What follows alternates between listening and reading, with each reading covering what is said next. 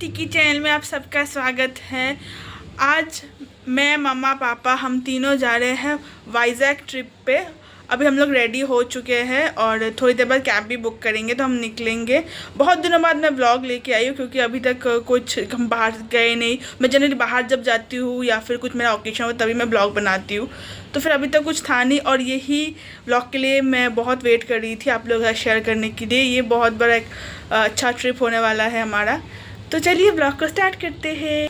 और एक चीज़ आप लोगों ने नोटिस किया होगा कि मैंने अपना लैंग्वेज चेंज किया है फ्रॉम बंगाली टू हिंदी। मैंने अपने पिछले ब्लॉग में मतलब मामा वाली ब्लॉग में बताया था कि मैं अपना लैंग्वेज चेंज करूँगी क्योंकि बहुत लोग आउट ऑफ वेस्ट बंगाल भी मुझे देख रहे हैं, उनको कोई लैंग्वेज बैरियर ना हो, इसीलिए मैंने अपना लैंग्वेज किया और कोई इंटेंशन से मैंने अपना लैंग्वेज चेंज नहीं किया। यही रीज़न था मेरा लैंग्वेज चेंज करने का। और अभी हम लोग रेडी हो गए हैं और थोड़ी देर बाद निकलने वाले हैं। कैब भी मैंने बुक कर दिया है, ऑलरेडी आ रहा है, तो चलिए आप लोग जो होगा मैं शेयर करती रहूँगी। और यहाँ पापा हमारे सारे लगेजेस को नीचे रखने जा रहे हैं क्योंकि कैब मैंने बुक कर दिया था और तभी आई थिंक 10 मिनट बाकी था कैब आने में और ये सब था हमारे लगेजेस। हमारा कैब भी आने वाला था और फाइनली हमारा कैब आ गया है और हम कैब में चढ़ चुके हैं। चलिए अब निकलते हैं शालीमार स्टेशन के लिए। रास्ता उस दिन खाली था और हम काफ़ी जल्दी भी पहुंच गए थे। ड्राइवर भी हमारे बहुत अच्छे थे, बड़ी जल्दी हमें पहुंचा दिया था। और यहाँ देखिए मेरी और मेरी मम्मा के चेहरे पर कितना एक्साइटमेंट है। फाइनली हम अपने ट्रिप के लिए निकल पड़े हैं। फिर हम विक्टोरिया मेमोरियल देखते देखते पहुंच चुके थे और एक कोलकाता का आइकॉनिक जगह second Hooghly bridge. I think Kolkata में जो लोग हैं वो तो जानते ही है, कोलकाता के बाहर भी है उन्हें भी पता है हुगली ब्रिज के बारे में। और ये नौबन्नो है, सभी को पता है कि ये वेस्ट बंगाल की चीफ मिनिस्टर ममता बनर्जी का ऑफिस है। चलिए मैंने भी आप सबको ममता बनर्जी का ऑफिस दिखा दिया, हमारी चीफ मिनिस्टर का। और फाइनली हम पहुंच भी गए थे शालीमार स्टेशन और पापा यहाँ पर फ़ोन कर रहे थे हमारे ग्रुप वालों को और ट्रैवल एजेंट को भी, क्योंकि हम बहुत जल्दी पहुँच चुके थे। हम बहुत जल्दी क्या, हम सबसे पहले पहुँच चुके थे इनफैक्ट। और फाइनली उसके बाद हमारे ग्रुप वाले सब आए धीरे धीरे और सभी लोग आ चुके थे, सिर्फ दो तीन लोग ही बाकी थे, तो हम लोग उन्हीं का वेट कर रहे थे तभी। और यहाँ पर पापा भी खड़े सबको देख रहे हैं और मम्मा थक गई है इसलिए बैठी हुई थी सब लगेज को साथ लेकर। हमारा ट्रेन तभी बहुत ही लेट था, मतलब हम 1.5 घंटा पहले पहुँच चुके थे। तो फिर मैं और पापा थोड़ा सामने वॉक करने गए थे, बोर हो गए थे बैठे बैठे। तो फाइनली ट्रेन अनाउंसमेंट नहीं किया था, मतलब लाइक बोर्ड पे दे दिया था ट्रेन, अनाउंसमेंट वैसे तभी किया नहीं था, बोर्ड पे दे दिया था। तो हम लोग चले ट्रेन तो दे दिया है तो फिर चलते ही है हम लोग। और फिर तभी भी बहुत लोग नहीं आए थे, तो फिर हमारे जो मेन ऑर्गेनाइज़र थे वो वेट कर रहे थे कि वो लोग आ जाए। और यहाँ पर मैं धीरे धीरे जा रही हूँ क्योंकि प्लेटफॉर्म अनाउंस कर दिया है और ट्रेन काफ़ी लेट था, मतलब लाइक हमारा 4:04 को हमारा ट्रेन था, लेकिन आया 4:30 को। ट्रेन काफ़ी लेट था हमारा 4 बजे को ट्रेन, दोपहर को ट्रेन निकलने वाला था स्टेशन से, लेकिन तभी 4, 5 या 6 को हमारा ट्रेन स्टेशन में आया था। मुझे एग्जैक्ट टाइमिंग तो याद नहीं है, लेकिन 4, 5 या 6 को आया था। 4:30 बजे हमारा ट्रेन स्टेशन से निकला था, काफ़ी लेट था। और ये था हमारा कोच B4। और हाँ, आप लोगों को मेरे ट्रेन का नाम ही तो नहीं बताया, ट्रेन का नाम था सिकंदराबाद सुपरफास्ट एक्सप्रेस। और जो लाल ड्रेस में आपको दिख रहे हैं ना, लाल टी शर्ट में, वो थे हमारे ट्रैवल एजेंट, बहुत ही अच्छे थे। और हमारे जो कोच वाले थे और ग्रुप वाले थे सब बहुत अच्छे थे, बहुत ही फ्रेंडली थे। और यहाँ मैं बैठकर विंडो साइड का मज़ा ले रही हूँ। तभी भी ट्रेन निकला नहीं था, काफ़ी लेट था मैंने जैसे कहा। फाइनली 4:48 को हमारा ट्रेन शालीमार स्टेशन से निकल गया। ये जो वाइजैक ट्रिप था ये मेरे पापा का एक बिज़नेस ट्रिप था जो एक कंपनी की तरफ से स्पॉन्सर किया गया था। 6 या 6:30 में, टाइम तो एग्जैक्टली याद नहीं है। हमें दिया गया था गर्मा गर्म लेमन टी और उसके साथ मेरी मम्मा लेके आई थी ये पोटैटो चिप्स। ये उनकी तरफ से नहीं था, ये मेरी मम्मा लेके गई थी, तो वही मेरी मम्मा ने सबको दिया। और ये जो बिस्किट है ये उनकी तरफ से ही दिया गया था, लेकिन मैं खा नहीं पाई थी क्योंकि तभी भी हमें डिनर भी दे दिया गया था, इसीलिए मैंने तो ये बिस्किट रख दिया था। इवेंचुअली ये बिस्किट अभी तक मैंने नहीं खाया, मैं घर वापस लेके आई हूँ। अभी मैं वॉइस ओवर भी दे रही हूँ, लेकिन अभी तक मैं ये बिस्किट मेरे घर में पड़ा हुआ है। और ये था हमारा डिनर, था राइस, पनीर की सब्ज़ी, दाल, फूलगोभी की सब्ज़ी, सैलड, मिठाई, रोटी और अचार, सारा खाना बहुत ही अच्छा था। हमारा जो ट्रैवल एजेंट है उनका मैनेजमेंट बहुत ही अच्छा था। अगर आपको उनके कॉन्टैक्ट डिटेल्स चाहिए तो मुझे कमेंट में ज़रूर बताइएगा, मैं उनके कॉन्टैक्ट डिटेल्स दे दूँगी। और ये था नेक्स्ट डे सुबह सनराइज़ देखने में, कितना अच्छा लग रहा है ना। तब हम ऑलरेडी आई थिंक 20 किलोमीटर दूर थे विशाखापट्टनम स्टेशन से, और सुबह सुबह उठकर ये जो सनराइज़ देखने में जो अच्छा लगता है ना, क्या बोले। ऊपर से पहाड़, ये जंगल, ऐसे सिनारियो ना सिर्फ ट्रेन में ही देखने को मिलता है आई थिंक और फ्लाइट में या फिर बस में शायद इतना अच्छा सिनारी देखने को नहीं मिलता। फाइनली चलिए हम सब पहुंच चुके हैं विशाखापट्टनम स्टेशन, और ये रहा, मैंने दिखा भी दिया बोर्ड, देखिए विशाखापट्टनम स्टेशन का। और ये सब हमारे ग्रुप वाले ही थे। देखिए मेरा फेस कितना एग्जॉस्टेड है। आप लोगों ने मेरे खाने के टाइम पे जो वीडियो था वो देखा हुआ, मेरा ट्रेन कितना हिल रहा था। पूरी रात ट्रेन इतना हिला है कि हम कोई नहीं सो पाए। ये देखिए मेरे मम्मी पापा, हम तीनों का फेस कितना एग्जॉस्टेड है। और हमारे जो ट्रैवल एजेंट है उन्होंने एक बस बुक किया था सबके लिए, तो वो बस भी आ चुकी थी। तो फाइनली हम धीरे धीरे अपना लगेज लेके जा रहे थे नीचे, क्योंकि हमारी बस भी वेट कर रही थी। और यहाँ मैंने मम्मी को बोली थी देखो कैमरे की तरफ, पर इतनी मम्मी एग्जॉस्टेड थी कि वो कैमरे की तरफ देख ही नहीं रही थी। और ये है विशाखापट्टनम स्टेशन का बाहर। अगर आप लोग चाहें तो आप लोग ऑटो से भी जा सकते हैं, काफ़ी सारे ऑटो अवेलेबल है विशाखापट्टनम स्टेशन के बाहर। और वो देखिए लिखा था वेलकम टू वाइजैक, मतलब कोई नई जगह आकर ना ये देखने में, उस स्टेट का या फिर उस जगह का नाम देखने में ना बड़ा मज़ा आता है कि वेलकम कर रहे हो वो हमें। और ये है हमारा होटल। हमारा होटल में फाइनली हमारा बस आ चुका है। और हमारे होटल का नाम क्या है, रुकिए मैं बताती हूँ। Dolphin hotels Vizag, I think one of the best hotels. मुझे बहुत अच्छा लगा इनकी सर्विसेज, इनके जो स्टाफ्स थे या फिर इनके जो वेलकम करने का नेचर था, बहुत जस्ट स्टाफ तो काफ़ी फ्रेंडली थे। और इनका इन्वायरमेंट भी बहुत अच्छा था। यहाँ के स्टाफ्स के नेचर भी बहुत बहुत अच्छा था, काफ़ी ज़्यादा कोऑपरेट किया था हम सब के साथ। और इनकी सर्विसेज तो टॉप क्लास की है, क्या ही बोले, बहुत ही अच्छी सर्विसेज है। एनवायरनमेंट के बारे में क्या ही बोलूँ। और यहाँ पे देखिए मैंने अपनी फ़ोटोग्राफी का सेशन भी शुरू कर दिया है। और ये हमारे होटल प्रेमिसेस के अंदर बहुत ही सुंदर वेल मेंटेन्ड होटल है।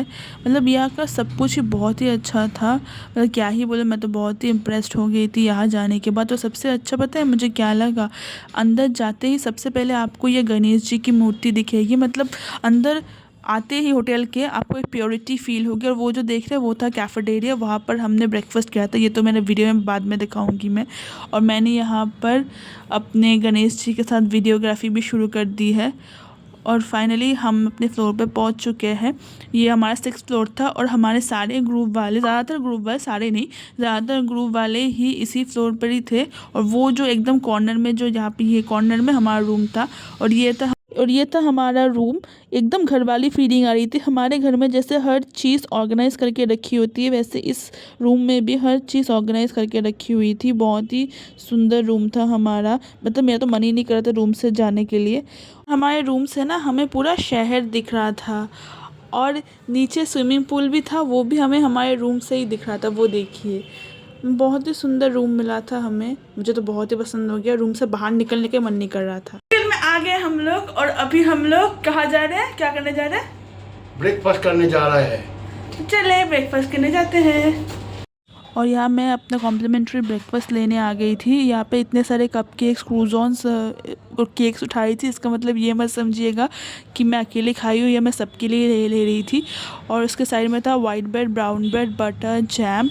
और उस साइड में था बॉयल्ड एग, बॉयल्ड वेजिटेबल्स और चाय, दूध, कॉफ़ी, जो जिसको जो पसंद है। और ये लाइव काउंटर में यहाँ पे डोसा और ऑमलेट बन रहा था। और यहाँ मेरे पापा इंडियन ब्रेकफास्ट ढूंढ लिए हैं, पूरी और सब्ज़ी। और यहाँ पर था बड़ा और चटनी। और इस साइड में जो मैं कह रही थी ना, चाय, दूध, coffee, boiled egg, boiled vegetables, सब इस साइड में था। यहाँ पे फ्रेंच टोस्ट भी था। मैंने फ्रेंच टोस्ट लिया था, नहीं फ्रेंच टोस्ट नहीं लिया था, मैंने लिया था ऑमलेट लाइव काउंटर से। और डोसा लिया था। फ्रेंच टोस्ट मैंने खाया नहीं था। तो यही था सब कुछ कॉम्प्लीमेंट्री ब्रेकफास्ट में। यहाँ पे पूरी सब्ज़ी, इंडियन ब्रेकफास्ट जो है, वड़ा, चटनी, ये सब कुछ था, डिफरेंट टाइप ऑफ चटनी, यही था। और ये था मेरे पापा का प्लेट, पूरी सब्ज़ी। मम्मी ने भी पूरी सब्ज़ी ही लिया था। और मेरी मम्मी बोली जल्दी खा ले। और ये था, मैंने अपने लिए डोसा लिया था, और ये तो मैंने आप लोगों ने देखा, मैंने क्रूज़ो कप केक्स और बाकी केक्स वेक्स लिया था सबके लिए। और मेरे पापा थोड़ा सा चौकोस लाए थे टेस्ट करने के लिए। और साथ में मैंने अपने वाटर इतने में कहा था कि मैंने चाय पिया था, नहीं सॉरी कॉफ़ी पिया था, लेकिन ये कॉफ़ी नहीं था, ये चाय था, मुझे बाद में याद आया। यहाँ पर मैंने थोड़ा सा चौकोस टेस्ट किया। और यहाँ पर हम सब अपना ब्रेकफास्ट कंप्लीट करके निकल पड़े थे हिमाचल मंदिर जाने के लिए। और यहाँ पर हमारी बस भी निकल पड़ी है हिमाचल मंदिर जाने के लिए। और हम अब मज़े से वाइजैक शहर देखते देखते जा रहे हैं। और यही वो वाइजैक फोर्ट है जो थोड़ा सा वीडियो में कट गया था मेरा स्टेशन से आने के टाइम पर। यही वो था जो मैं दिखाना चाहती थी। और हम चले वाइजैक शहर देखते देखते ही, सुंदर, बहुत सुंदर शहर था वाइजैक, मुझे तो बहुत ही अच्छा लगा। चलिए अभी चलते हैं हिमाचल मंदिर की ओर। और वो जो दिखा रही हूँ मैं, वो ही हिमाचल मंदिर है पहाड़ों के ऊपर। वहाँ मैं फ़ोटो और वीडियो नहीं ले पाई क्योंकि वहाँ पे फ़ोटो और वीडियोग्राफी अलाउ नहीं था। हम अपना फ़ोन सबमिट करके फिर ही मंदिर में गए थे। और एक बात बता दूँ, आप किसी भी व्हीकल में आइए, कार बस में आइए, लेकिन आपको हिमाचल मंदिर के पहाड़ों में जाने के लिए आपको वहाँ से अलग से बस लेकर ही जाना होगा। आप पैदल या फिर अपनी कार या फिर व्हीकल में नहीं जा सकते, आपको ऐसे वहाँ से बस लेके ही जाना पड़ेगा। और ये सब हमारे ग्रुप वाले ही थे सामने। और आपको फूल और पूजा का सामान भी वही खरीदने को मिलेगा, आपको अलग से कैरी अब नहीं भी कर सकते। हिमाचल मंदिर में दर्शन और पूजा सब कंप्लीट करने के बाद हम वापस चले गए थे अपने होटल के। वहाँ पर हमारे जो ट्रैवल एजेंट थे उन्होंने हमारे लंच का अरेंजमेंट किया था। हम जिस होटल में स्टे कर रहे थे उसी के नेक्स्ट एक होटल कीज़ होटल में लंच में वैरायटी ऑफ आइटम्स थे। और यहाँ मैं चली गई हूँ अपना प्लेट लेने। ये एक्चुअली मेरा प्लेट नहीं था, मेरी मम्मा का प्लेट था। मैंने और मम्मा ने जो भी लिया था सब सेम ही लिया था। पहले मैंने प्लेट ले लिया और स्पून और फोक भी ले लिया। फर्स्ट था पापड़, मैंने मम्मा के लिए 2 पापड़ ले लिए, मैंने भी खुद भी 2 ही पापड़ लिए थे, सेम ही लिया था जो भी लिया था हमने। और यहाँ पे सूप रखा हुआ था, वेजिटेबल सूप। तो भूख तो बहुत ज़्यादा लगी थी, सूप से पेट तो भरेगा नहीं, इसलिए सूप तो मैंने स्किप कर दिया। और वहाँ पर थे छोले और साथ में पनीर। तो छोले जो थे मैंने स्किप कर दिए, छोले खाने का मन नहीं कर रहा था। मुझे तो पनीर तो बहुत पसंद है, इसीलिए पूरा भर भर के मैंने पनीर ले लिया था। और मुझे लगा था कि कुछ नॉनवेज है नहीं, कोई काउंटर नॉनवेज का, जो भी है सब वेज आइटम ही है, इसीलिए पूरा वेज आइटम मैंने भर भर के ले लिया था। लेकिन मैं जब रोटी और चावल लेने गई थी तब देखा कि मैं वेज काउंटर से अब तक खाना ले रही थी, नॉनवेज काउंटर अलग है और वेज तो अलग है। तो फिर मेरे दिमाग में वो चीज़ आया ही नहीं कि वेज और नॉनवेज काउंटर तो अलग होता है, मैं सिर्फ वेज काउंटर से ली जा रही थी। तो फिर मैंने रोटी ली और यहाँ पर आलू की सब्ज़ी थी तो मैंने वो भी थोड़ी सी ले ली। और साथ में दाल रखा हुआ था, तो दाल खाने का तो मन नहीं था। और चावल ना एकदम से ख़त्म हो गया था, थोड़ा सा फ्राइड राइस टाइप का था कुछ, वो ही सब बचा था। लेकिन मेरा मन था कि मैं थोड़ा प्लेन राइस लूँ, तो फिर इसीलिए चावल एकदम ख़त्म हो गया था। मैं जब अपने लिए लेने आई थी तब चावल था, तो मैं तभी जाकर मम्मा को चावल दी थी। मैंने अपने प्लेट में भी तभी चावल लिया, तो मम्मा को तभी ला कर दी थी चावल, वो रिकॉर्ड नहीं कर पाई। और यहाँ मेरी मम्मा बोल रही है कि चावल का है, सिर्फ रोटी क्यों लेके आ गए मेरे लिए। और फिर हम लंच सब करके फिर से निकल रहे हैं आर के बीच सबमरीन म्यूज़ियम और विशाखा म्यूज़ियम देखने। तो चलिए चलते हैं, देखते हैं हमारा नेक्स्ट डेस्टिनेशन। यहाँ पे हम बस में चढ़ चुके हैं और बस तब तक स्टार्ट नहीं हुआ था और हम लोगों के चेहरे पे देखिए कितनी खुशी है। और ये थे हमारे गाइड, बहुत ही अच्छे गाइड थे। आई थिंक गाइड हो तो इनकी तरह बहुत ही अच्छे से इन्होंने हमें घुमाया है, हर जगह को इतने अच्छे से एक्सप्लेन किया है, मतलब स्टोरी लाइन की तरह। यहाँ पर ये हमें सबमरीन म्यूज़ियम की हिस्ट्री के बारे में बता रहे थे। पहले आप इनके वॉइस में सुन लीजिए, इन्होंने यहाँ पे बंगाली में एक्सप्लेन किया है। आप लोग पहले इनके वॉइस में सुन लीजिए, फिर मैं आपको हिंदी में बता दूँगी। সেখানে আমরা আমাদের প্রথম দেখব সাবমেরিন মিউজিয়াম। যে মিউজিয়ামটা দেখব এটা কোনো এক সময় আমাদের ভারতের জন্য লড়াই করেছিল, যুদ্ধ করেছিল। তো সেখানে আমাদের যে সমস্ত নেভির লোকেরা কীভাবে থাকতেন, কীভাবে তাদের লাইফস্টাইল ছিল, খাওয়ার জায়গা, থাকার জায়গা, শোয়ার জায়গা ইত্যাদি যা কিছু আমরা ওই সাবমেরিনে দেখব। আমাদের এন্ট্রান্স হবে ব্যাক সাইড থেকে। মাথা সাবধানে, নিচু নিচু কিছু জায়গা আছে, যারা লম্বা তাদের জন্য বলছি মাথা একটু খেয়াল রাখবেন, নিচেও খেয়াল রাখবেন। মানে অনেক পাইপ আছে, রড আছে সাইড দিয়ে, ছোটো জায়গা, একজন একজন করেই যেতে হয়। তো अब मैं आप लोगों को हिंदी में एक्सप्लेन करती हूँ जो उन्होंने कहा।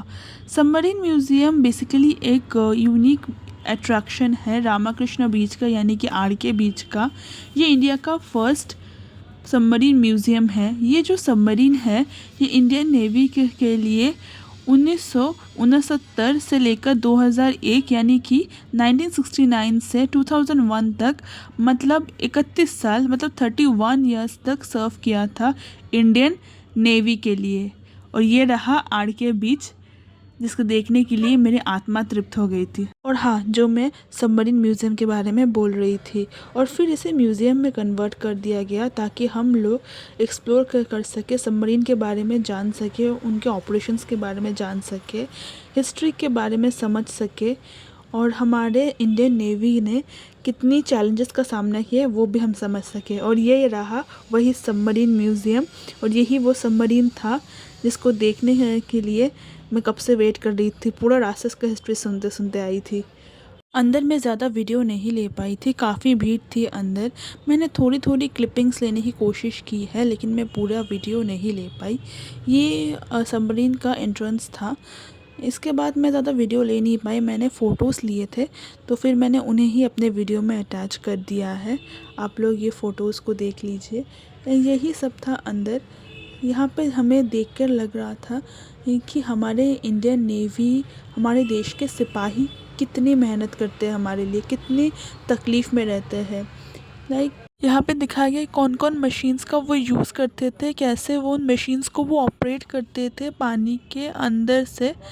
और यहाँ पर उनके लाइफस्टाइल के बारे में दिखाया गया है कि कितने डिफ़िकल्टी के साथ वो पानी के अंदर अपनी लाइफस्टाइल जीते थे, फिर भी हमारे लिए।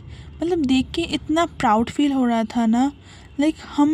हमें पूरा झुक के ऐसे जाना पड़ रहा था नीचे सबमरीन, क्योंकि सबमरीन के पानी के अंदर होता था तो बहुत छोटा सा होता था, तो फिर वही हमें डिफ़िकल्टी लग रहा था। ये लोग कैसे पूरी लाइफ ऐसे रहते थे। और फिर ये देख के तो बहुत ही ज़्यादा प्राउड फील होता था। हमारा देश इतना ज़्यादा, हमारे देश में इतने नौजवान बुलंद है, देख के just hats off to them. और ये जो जगह हम देख रहे हैं, कभी वो भी वॉर के टाइम पर अगर उन्हें पानी के अंदर जाना पड़े तो इसी रास्ते से वो लोग जाते थे। मतलब देखकर मुझे इतना प्राउड फील हो रहा था कि हमारे नौजवान देश के वही ऐसा कर सकते हैं। Hats off to them and I am proud to be an Indian.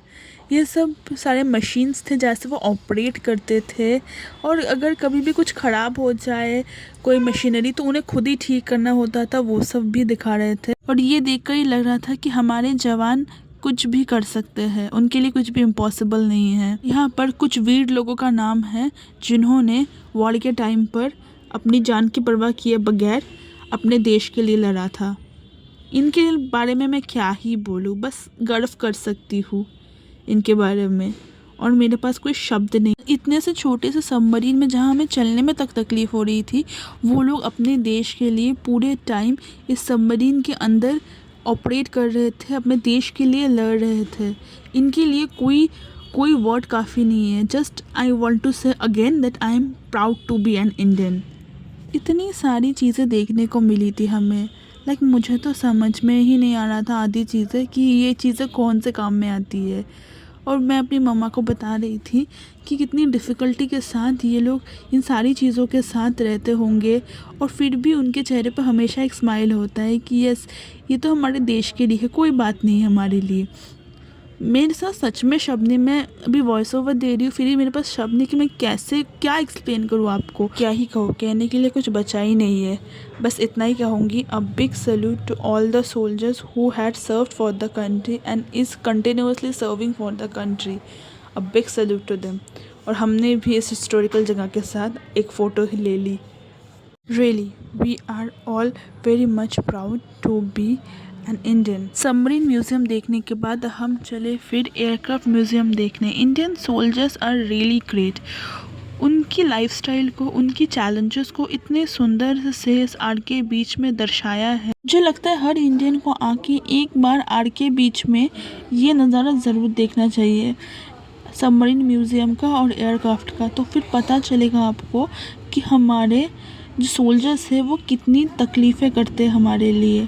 और यहाँ पर एक वाइजैक लिखा हुआ था यहाँ पर, तो सब लोग तो फोटोग्राफी करेंगे ही, नई जगह जाएंगे तो फिर वो लोग उस जगह पर फोटोग्राफी करेंगे। और ये था एयरक्राफ्ट म्यूज़ियम का एंट्रेंस। बाहर से आपको एक फाइटर प्लेन दिखा ना, वही एंट्रेंस में सबसे पहले वही फाइटर प्लेन आपको बाहर से दिख रहा था। ये वही फाइटर प्लेन है। और यहाँ पे मेरी मम्मी भी आ गई फ़ोटोग्राफी करने। मुझे ये फाइटर प्लेन देख के इतना प्राउड फील हो रहा था ना कि हमारे जवान ऐसे ही फाइटर प्लेन्स का यूज़ करते हैं वॉर के टाइम पर और दुश्मनों पर टूट पड़ने के लिए। सच में really proud to be Indian. और ये जो यहाँ पर जो वाइजैक लिखा हुआ है, वहाँ पर डिफरेंट टूरिस्ट स्पॉट्स के बारे में दिया हुआ है, लाइक हिमाचल मंदिर और फिर अराकू वैली और यहाँ पर सबमरीन म्यूज़ियम और जहाँ पर हम आए थे एयरक्राफ्ट म्यूज़ियम, फिर कॉफ़ी गार्डन और डिफरेंट जहाँ पे ये वाइजैक में आप घूम सकते हो, वो सब जगह यहाँ पर थे। और इस साइड में था कि कौन से टाइम पर कौन सा एयरक्राफ्ट का यूज़ हुआ था, कौन से टाइम पे किस वॉर के टाइम पर, ये वहाँ पर वैसा इंडिया के कौन से टाइम पे कौन सा वार हुआ तो वो दिया हुआ था। यहाँ पे जिनका मोनूमेंट है वो थे एंड्रे ट्रोपोलोव, एक Russian aircraft designer and most influential figures in aircraft history. उनका जन्म 10 नवंबर 1888 में हुआ था और उनकी मृत्यु 23 दिसंबर 1972 में हुआ था। उनका एक बहुत इम्पोर्टेंट रोल था, की रोल ही कह सकते हैं, उनका की रोल था for establishing Soviet union aircraft. उन्होंने 100 से भी ज़्यादा एयरक्राफ्ट डिज़ाइन किए थे। यहाँ पे डिफरेंट एयरक्राफ्ट्स के बारे में बताया गया है कि कौन सा किस टाइम पे यूज़ हुआ है, कैसे किस एयरक्राफ्ट को कैसे यूज़ किया जाता है, कैसे ट्रेन किया जाता है। और ये है ब्लैक बॉक्स के बारे में हम सभी जानते हैं। Black box basically camera type का होता है जो हर इंसिडेंट को रिकॉर्ड करते, कभी कोई एक्सीडेंट हो जाए शिप में या फिर प्लेन में, इसके बारे में तो सभी जानते हैं। यहाँ पे बहुत सुंदर से एक्सप्लेन किया है हर एक एयरक्राफ्ट के बारे में कि कब कौन से टाइम पे कौन सा एयरक्राफ्ट यूज़ हुआ है, कितनी लेंथ है उसका, कितना वेट है उसका, कितने पैसेंजर कैरी कर सकते हैं, सब के बारे में देख के इतना अच्छा लगा ना।